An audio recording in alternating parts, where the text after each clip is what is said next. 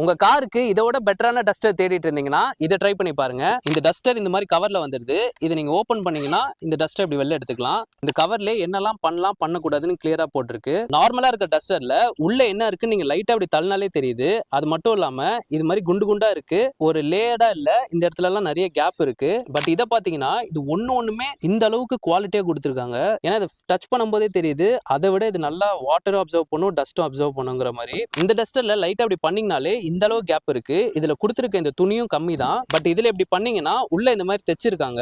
அது மட்டும் இல்லாம இதுல கொடுத்திருக்க துணியும் நிறைய இருக்கு. என்னதான் இது பெருசா இருந்தாலும் இதுதான் கையில எடுக்கும்போது கொஞ்சம் வெயிட்டா இருக்கு. இது ரெண்டுத்துலயுமே இது மாதிரி தனியா கழட்டி நீங்க வாஷ் பண்ணிக்கலாம். இந்த டஸ்டர்ல இந்த ஹேண்டில் நீங்க இந்த மாதிரி ரிமூவ் பண்ணிக்கலாம். இது ரொம்ப நாளா நான் யூஸ் பண்ணிட்டு இருக்கேன். துடைக்கும் போது அப்பப்போ அது கழண்டுக்கும். பட் இந்த டஸ்டர்ல அந்த மாதிரி ரிமூவ் பண்ண முடியாது. அதே மாதிரி இந்த ஹேண்டில் இந்த மாதிரி பேட்டர்ன்ல கொடுத்திருக்காங்க. ஸோ பிடிக்கும் போது நல்லா கிரிப்பா இருக்கு. ஓவராலா இந்த டஸ்டரை விட இதுல கொஞ்சம் பெட்டரா கிளீன் பண்ண முடியுது. அதனால இதோட பிரைஸுமே கொஞ்சம் ஜாஸ்தியா கொடுத்துருக்காங்க. இந்த ப்ராடக்ட் டீடைல்ஸ்க்கு நான் ஃபாலோ பண்ணிட்டு லிங்க்னு கமெண்ட் பண்ணுங்க.